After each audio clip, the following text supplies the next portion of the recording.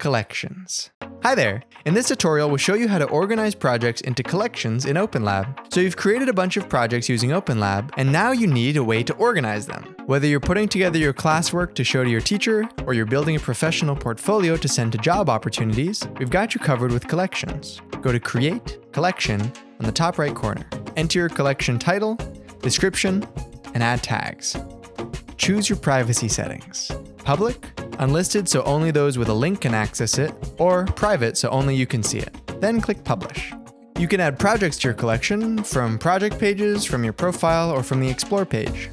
Hover over their thumbnails, click on the Plus Collection button, and select the collection you want to add your projects to.